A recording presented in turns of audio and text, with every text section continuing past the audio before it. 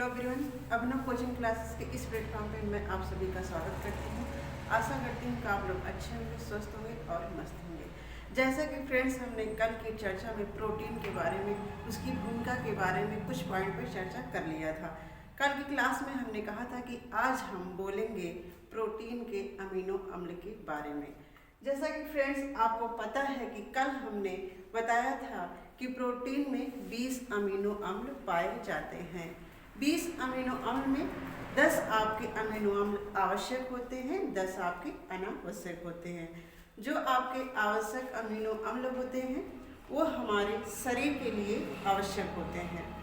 जो आपके अनावश्यक अमीनो अम्ल होते हैं उसके बनने का मेन कारण क्या होता है? जो आपके प्रोटीन में नाइट्रोजन उपस्थित होता है, ठीक है।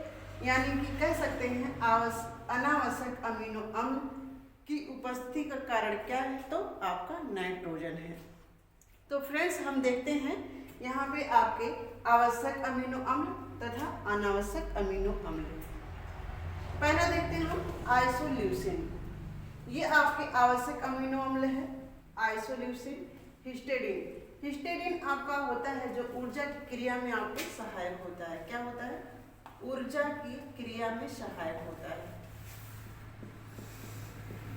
ठीक है। ऊर्जा की क्रिया में क्या होता है? सहायक होता है। तीसरा देखते हैं हम आर्जिनिन। इसमें क्या है आपका? तीसरा आर्जिनिन। आर्जिनिन क्या होता है? जो आपके किशोर होते हैं उनके हृदय के संचालन के लिए अच्छा माना जाता है। लाइसिन, लाइसिन क्या होता है? हर्पीज बीमारी, यानी जो आपके हृदय से संबंधित बीमारी होती है उसके लिए जरूरी होता है आपका हर्पीज, ये लाइसिन, ठीक है। मिथियोनिन, मिथियोनिन आपका जो आवश्यक अमीनो अम्ल है ये लीवर में सहायता प्रदान करता है। थ्रियोनिन हो गया, ये आपको रिलैक्स प्रदान करता है, यानी आराम आपको दिलाता है। फिनाइल एलिन हो गया आपका, ट्रिप्टोफैन हो गया जो आपके फैट को बॉन्ड करने में मदद करता है। वाइलिन हो गया आपका, इसके बाद आपका ल्यूसिन हो गया। यानी हम कह सकते हैं कि आपके एक प्रोटीन में आपके 10 आवश्यक अमीनो अम्ल और 10 अनावश्यक अमीनो अम्ल होता है, ठीक है फ्रेंड्स। इसको हम याद कर सकते हैं एक छोटी सी ट्रिक के माध्यम से। जैसा हम कह सकते हैं, यहाँ लिख के इसको आसान बना लेते हैं। आही आला मिथी फ्रीटी और आपका वैल्यू, ठीक है। आही आला मिथी फ्रीटी वैल्यू, यानी हम 2 3 4 बार कहेंगे तो ये हमें याद हो जाएगा। आही आला मिथी फ्रीटी वैल्यू।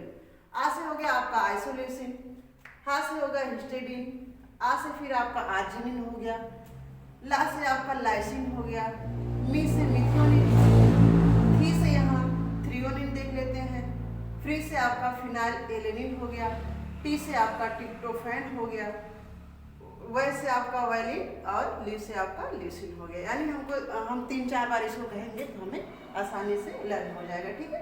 तो ये ट्रिक अगर हम याद कर लेंगे तो आपका जो आवश्यक अमीनो अम्ल है ये हमको याद हो जाएगा।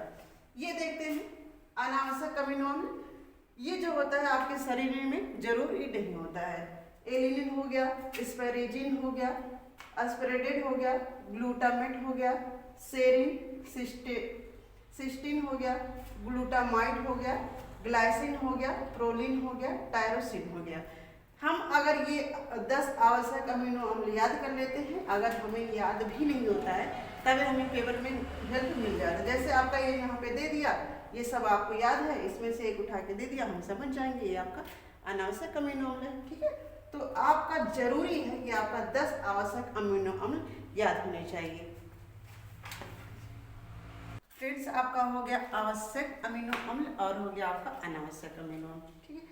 देख लेते हैं कुछ आपके आंशिक आवश्यक अमीनो अम्ल, यानी हमारे शरीर में थोड़ा बहुत मदद करते हैं, ज़्यादा नहीं।